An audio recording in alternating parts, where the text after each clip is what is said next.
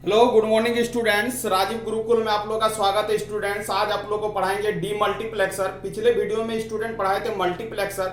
Multiplexer में बताए थे स्टूडेंट मेनी इनपुट होगा और क्या होगा, एक ही आउटपुट होगा, उसको क्या बोले थे स्टूडेंट, मल्टीप्लेक्सर बोले थे। आज आपको पढ़ाएंगे डी मल्टीप्लेक्सर। जस्ट क्या होगा, अपोजिट होगा। इसमें आपका इनपुट जो होगा स्टूडेंट एक होगा और आउटपुट क्या होगा, मेनी होगा। जस्ट उसका क्या होगा, अपोजिट होगा। उसको क्या बोलेंगे स्टूडेंट, डी मल्टीप्लेक्सर बोलेंगे। मतलब मल्टीप्लेक्सर का जो उल्टा होगा स्टूडेंट, उसी को क्या बोलेंगे, डी मल्टीप्लेक्सर बोलेंगे। स्टूडेंट मल्टीप्लेक्सर में क्या करते हैं, डाटा को ट्रांसमिट करने के लिए हम लोग यूज करते हैं मल्टीप्लेक्सर, बट डाटा को डिस्ट्रीब्यूशन करने के लिए स्टूडेंट हम जो डिवाइस का यूज करेंगे उसको क्या बोलेंगे स्टूडेंट, डी मल्टीप्लेक्सर बोलेंगे। तो डी मल्टीप्लेक्सर का मतलब होता है सिंगल इनपुट और many output is known as the क्या बोलेंगे, डी मल्टीप्लेक्सर बोलेंगे स्टूडेंट। वही स्टूडेंट आज समझाने के लिए आपको यहां पर बता रहे हैं कि डी मल्टीप्लेक्सर का मतलब क्या होता है। ये डिजिटल इलेक्ट्रॉनिक्स का टॉपिक से स्टूडेंट आपका डी मल्टीप्लेक्सर, इसको क्या बोलते हैं, डाटा डिस्ट्रीब्यूटर बोलते हैं। ये आपका कॉम्बिनेशनल सर्किट के तहत आता है डी मल्टीप्लेक्सर। अब देखो स्टूडेंट यहां पर कुछ डिफिनेशन दिया गया है, वो उसका नाम में ही छिपा हुआ है डी मल्टीप्लेक्सर का।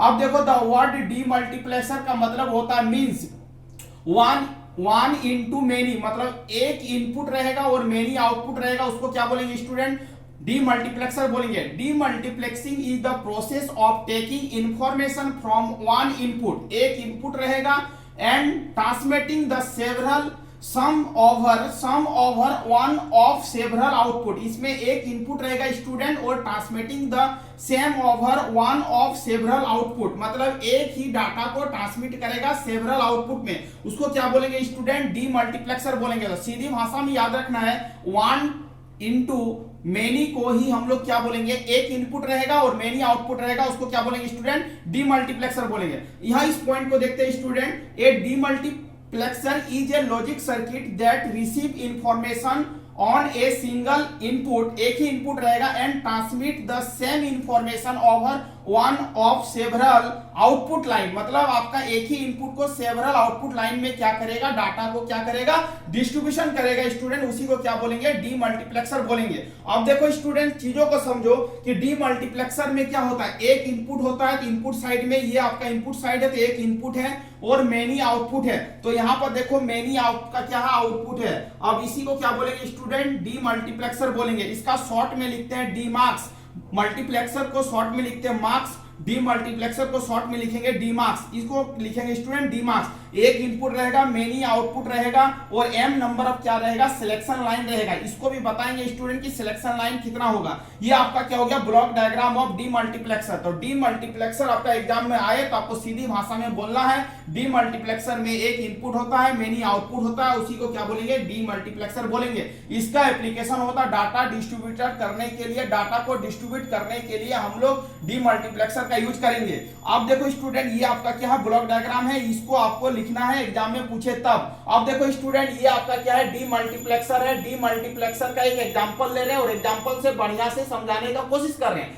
ये 1:4, आप देखो 1:4 डी मल्टीप्लेक्सर है। मतलब 1 का मतलब होगा स्टूडेंट एक इनपुट होगा और 4 का मतलब होगा 4 को आउटपुट होगा। ये आपका जो डी मल्टीप्लेक्सर स्टूडेंट है 1 रेशियो क्या 4 है। इसका मतलब 1 मतलब एक इनपुट होगा, 4 को आउटपुट होगा, और 4 को आउटपुट है तो 4 को आउटपुट लाने के लिए 2 के पावर कितना रखना होगा स्टूडेंट, 2। इसका मतलब इसमें सिलेक्शन लाइन कितना होगा, 2 होगा। चलो सिलेक्शन लाइन भी समझ में आ गया। इसी डाटा को क्या करना है, आपको ट्रांसमिट करना है Y0, Y1, Y2 और Y3 में। कैसे ट्रांसमिट होगा उसको हम लोग समझते हैं स्टूडेंट। ये आपका क्या डाटा इनपुट है, ये आपका सिलेक्शन इनपुट है, ये आपका आउटपुट है। चलो इसी इनपुट को क्या करना है, ट्रांसमिट करना है, एक बार Y0 में, एक बार Y1 में, एक बार Y2 में, एक बार Y3 में। कैसे ट्रांसमिट करेंगे अभी आपको आराम से समझ में आएगा। सिलेक्शन इनपुट क्या है स्टूडेंट, S1 और S0 है। इसका मतलब S1 और S0 को कितने तरीका से लिख सकते हैं, 4 तरीका से लिख सकते हैं। एक 0-0 हो सकता है, एक 0-1, एक 1-0, एक क्या हो सकता है, 1-1 हो सकता है स्टूडेंट। ये आप देखो, अब चीजों को समझने का कोशिश करो। आउटपुट क्या है, ये आपका Y0 है, ये आपका Y1 है, ये आपका Y2 है, ये आपका क्या स्टूडेंट,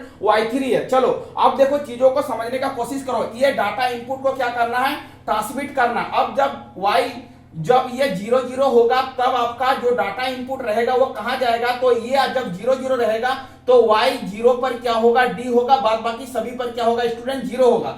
चीजों को समझो। अब देखो जब S1 और S0 0 1 रहेगा तब क्या होगा, Y1 पर D रहेगा, बाद बाकी सभी पर क्या होगा 0 होगा। जब 1 0 रहेगा स्टूडेंट तब क्या होगा, Y2 पर D रहेगा, बाद बाकी सभी एलिमेंट क्या होगा 0 होगा। और जब स्टूडेंट S1 और S0 1 1 रहेगा तब क्या होगा, Y3 पर D रहेगा, बाद बाकी सभी क्या होगा 0 होगा। तो सीधी भाषा में समझो, जब 0 0 होगा तो Y0 पर D रहेगा, जब 0 1 रहेगा तो Y1 पर D रहेगा, जब 1 0 रहेगा तो Y2 पर D रहेगा, 1 1 रहेगा तो Y3 पर क्या होगा D होगा। इसका आउटपुट के एक्सप्रेशन को कैसे लिखेंगे स्टूडेंट, ध्यान दो। अब चीजों को समझो, जब आपका Y0 कब हो रहा है, Y0 आउटपुट कब आ रहा है, जब S1 और S0 क्या हो रहा है 0 0। जब 0 रहेगा तो कंप्लीमेंट से शो करेंगे, S1 का कंप्लीमेंट S0 का कंप्लीमेंट और आपका क्या हो रहा है Y0 पर क्या है D है, तो D लिखेंगे। चलो Y1 कब सिलेक्शन हो रहा है, जब आपका S1 कंप्लीमेंट S0 क्या हो रहा है विदाउट कंप्लीमेंट और आपका D हो रहा है, मतलब Y1 पर D सिलेक्शन हो रहा है।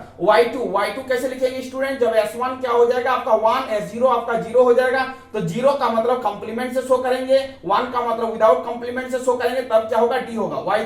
Y3 कब सिलेक्शन होगा स्टूडेंट, जब S1 क्या होगा 1 होगा, S0 क्या होगा 1 होगा, S1 1 तो S1 लिखेंगे, S0 लिखेंगे और क्या लिखेंगे D लिखेंगे। इस तरह करके हम लोग क्या करेंगे स्टूडेंट, आउटपुट को लिखेंगे। तो आउटपुट लिखने का तरीका ही हुआ, समझो बात को। जब 0 0 होगा तो Y0 सिलेक्शन होगा, जब 0 1 होगा तो Y1 सिलेक्शन होगा, जब 1 0 होगा तो Y2 सिलेक्शन होगा, 1 1 होगा तो Y3 सिलेक्शन होगा, मतलब Y3 में क्या होगा D होगा। इसका मतलब स्टूडेंट सीधी भाषा में समझना है, यदि आपका डीमल्टीप्लेक्सर एग्जाम में पूछे तो आपको यहां से उठाना है, यहां से लिखना शुरू करना है, यहां तक इंड करना है। तो इतना यदि पूरा लिख देते हो, एग्जांपल के साथ समझा देते हो, तो डीमल्टीप्लेक्सर क्या हो जाएगा, कंप्लीट हो जाएगा। सीधी भाषा में फिर एक बार रिवीजन मारते हैं। डीमल्टीप्लेक्सर का मतलब होता है स्टूडेंट, एक इनपुट होगा मेनी आउटपुट होगा, उसको क्या बोलेंगे डीमल्टीप्लेक्सर बोलेंगे। डीमल्टीप्लेक्सर का एप्लीकेशन होता है डाटा को डिस्ट्रीब्यूट करने के लिए, हम लोग डीमल्टीप्लेक्सर का यूज करेंगे। डीमल्टीप्लेक्सर में हम लोग क्या करते हैं स्टूडेंट, डाटा को क्या करते हैं डिस्ट्रीब्यूट करते हैं, बट मल्टीप्लेक्सर में डाटा को ट्रांसमिट करने के लिए जिस डिवाइस का यूज करते हैं उसको क्या बोलते हैं, मल्टीप्लेक्सर बोलते हैं। मल्टीप्लेक्सर में क्या होता है, मेनी इनपुट होता है, सिंगल आउटपुट होता है, उसको क्या बोलते हैं स्टूडेंट, मल्टीप्लेक्सर बोलते हैं। डीमल्टीप्लेक्सर जस्ट अपोजिट होगा स्टूडेंट, इसमें एक इनपुट होगा मेनी आउटपुट होगा, उसको क्या बोलेंगे डीमल्टीप्लेक्सर बोलेंगे।